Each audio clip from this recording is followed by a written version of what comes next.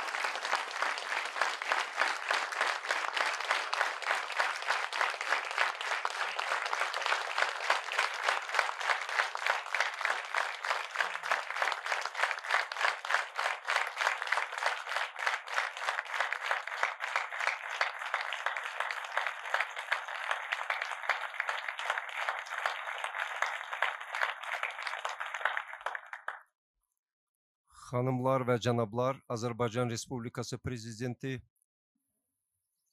Bugün tabii farklı bir heyecanın içerisindeyiz, duygunun içerisindeyiz.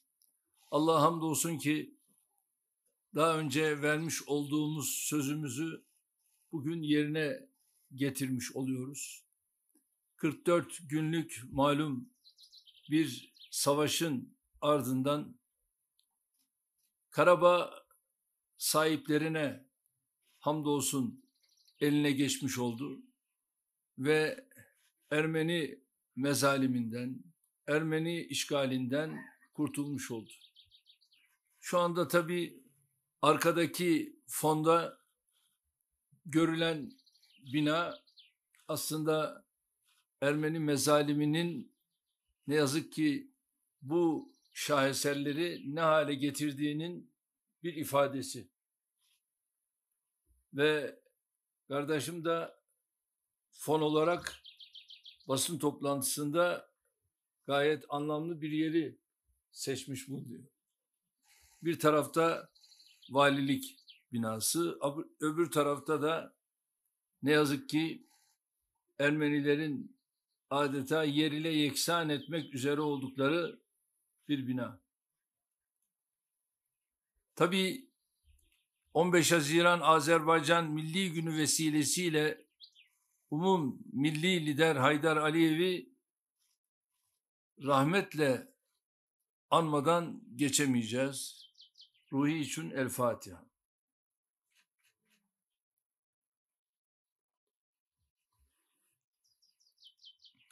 Kahraman Azerbaycan ordusunun Karabağ zaferinin sevincini kardeşim Sayın Aliyev'le birlikte geçtiğimiz yılın 10 Aralık günü Bakü'de bildiğiniz gibi beraberce paylaşmıştık. O gün yine bambaşka bir coşku vardı, bambaşka bir heyecan vardı.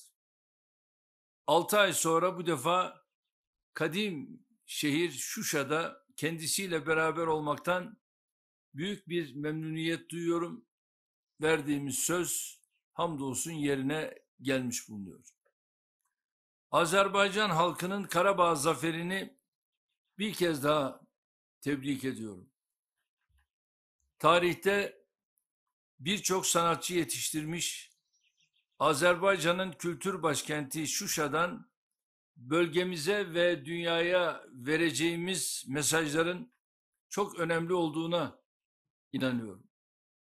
Kardeşim Aliyev'in vizyoner liderliğinde ve muzaffer başkumandanlığında azatlığına kavuşan Karabağ'ı yeniden ayağa kaldıracak çalışmaları yakından takip ediyoruz. Şuşa'ya gelirken şu anda çalışmaları gördünüz. Yoğun bir çalışma var. Altyapıda yoğun çalışmalar var. Bir taraftan yollar yapılıyor. Bir taraftan enerji santralleri açılıyor.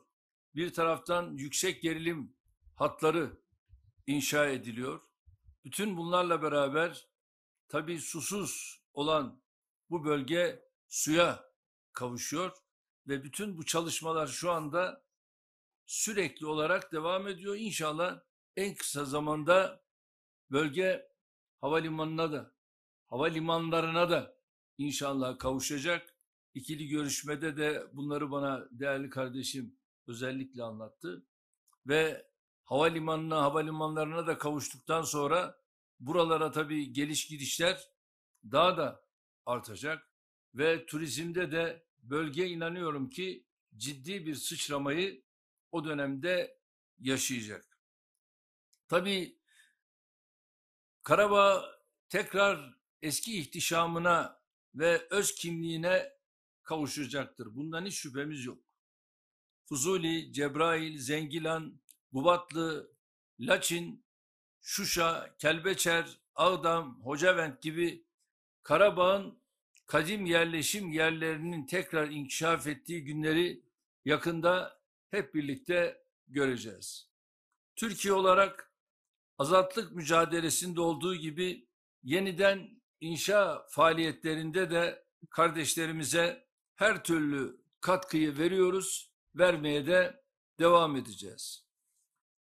En kısa sürede evlerine dönmelerini beklediğimiz Azeri kardeşlerimiz için de her türlü çabayı göstereceğiz. Tabii bu konuda değerli kardeşimin özel çalışmaları var. Yeter ki buranın gerçek sahipleri tekrar evlerine, meskenlerine dönsün. Onlara gerek mali destek, gerek iş imkanı noktasında her türlü desteği vermek suretiyle Azeri kardeşlerimizin kendi evlerine, kendi mekanlarına geri dönmeleri buraları ciddi manada zenginleştirecektir. Tabii bir yandan yıkımları telafi ederken diğer yandan da Karabağ'ın ve Azerbaycan topraklarının bir daha böyle bir felaket yaşamaması için gereken tedbirleri birlikte alacağız.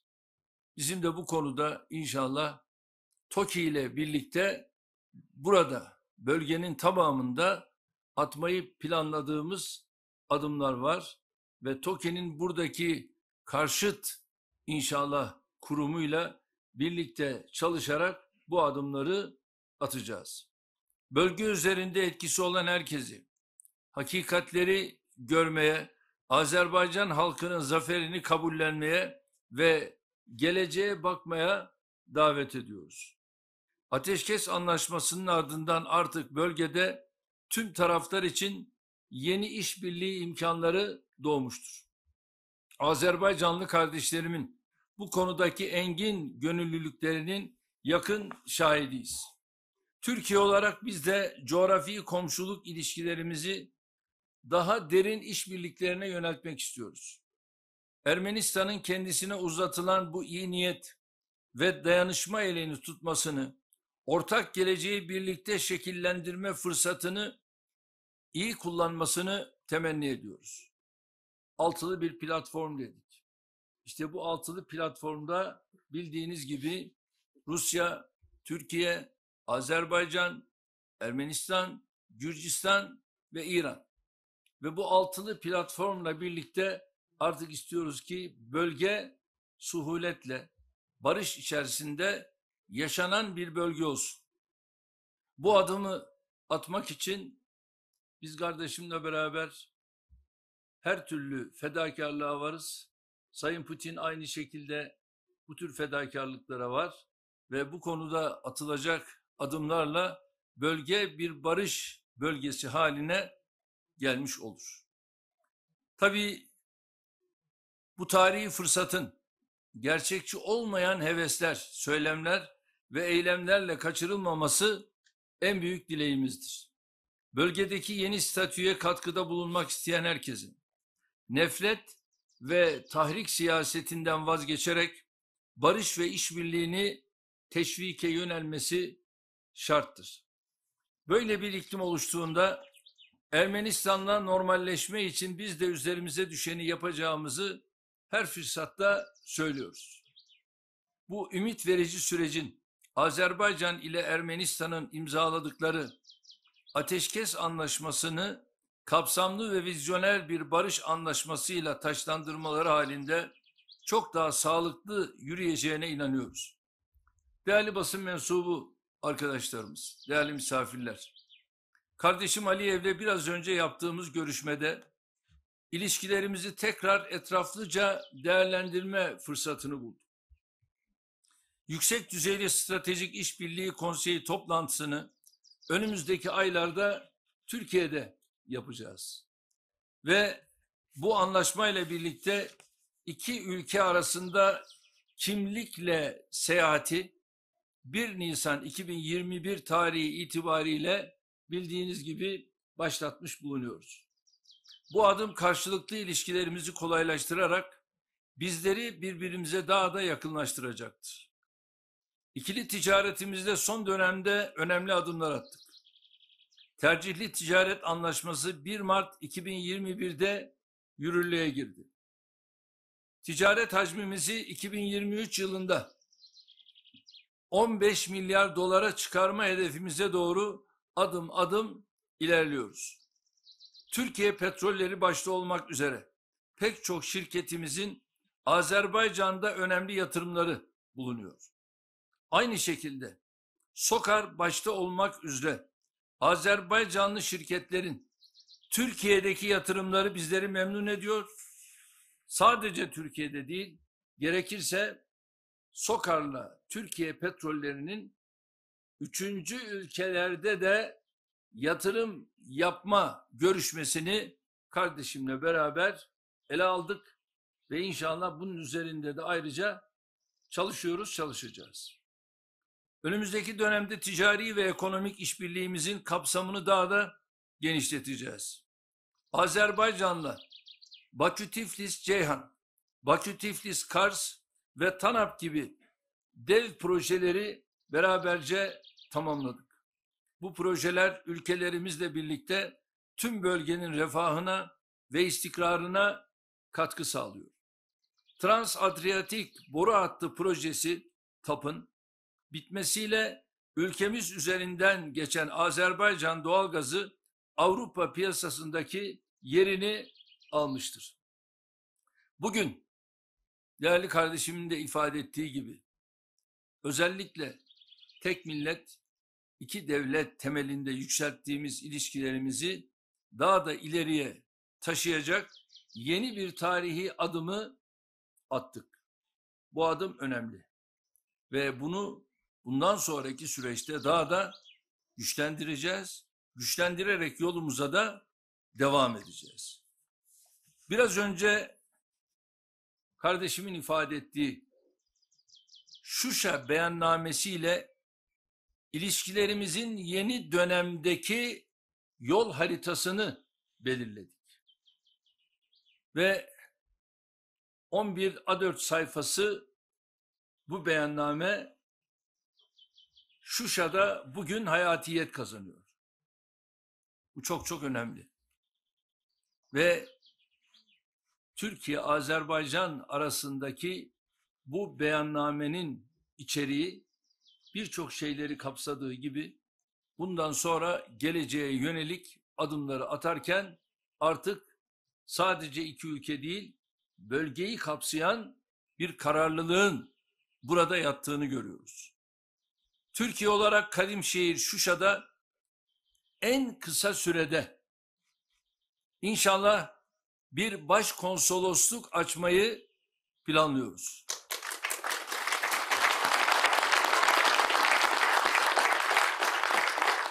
Böylece bölgede gerçekleştireceğimiz faaliyetlerin daha hızlı ve etkin şekilde yürütülmesini de sağlayacağız. Diğer yandan Azerbaycan'ın Güney Zengezur Koridoru projesini çok önemli görüyor ve onu da destekliyoruz. Bu projenin hayata geçirilmesiyle doğudan batıya herkesin istifade edebileceği yeni bir ortak koridor açılacaktır. Bu çok büyük önem arz ediyor.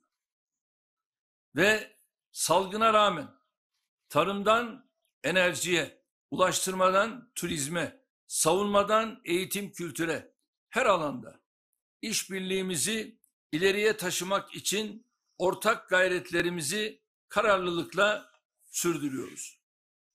Tabii bütün bunların ötesinde savunma sanayi alanındaki ilişkilerimizi teknoloji transferi ve ortak üretim projeleriyle daha da tahkim ediyoruz.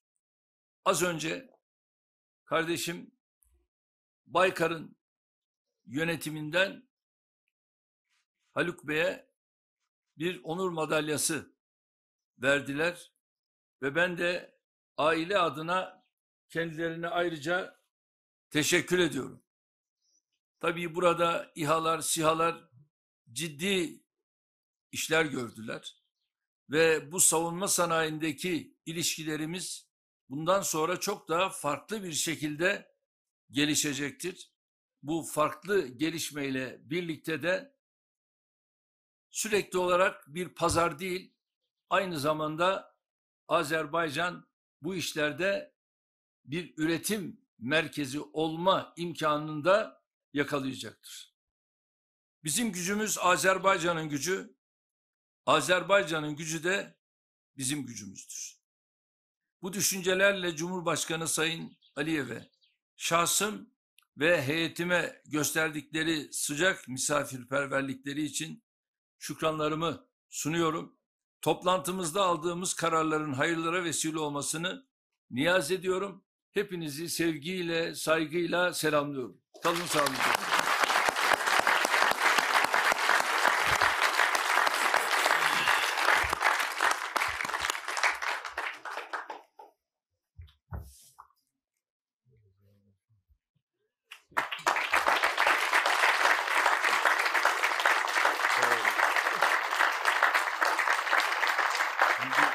Tarım Bakanları imza atacak mı? Bir şey var mı? Tarım Bakanları imza atacak mı? Yok. Öyle mi?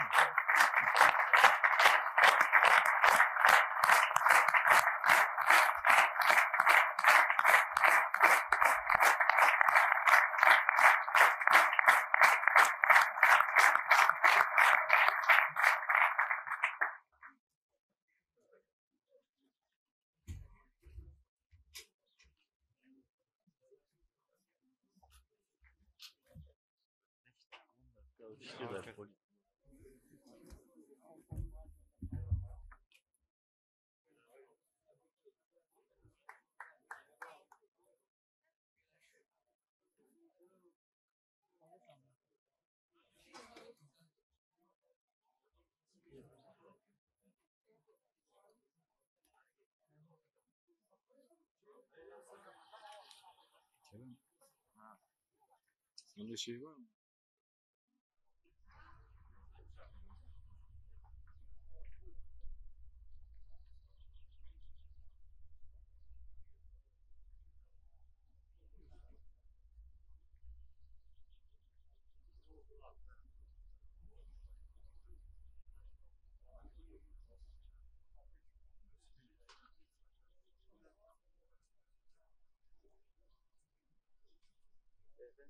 öğretmenimizden sonra biraz çok fazla gelmez.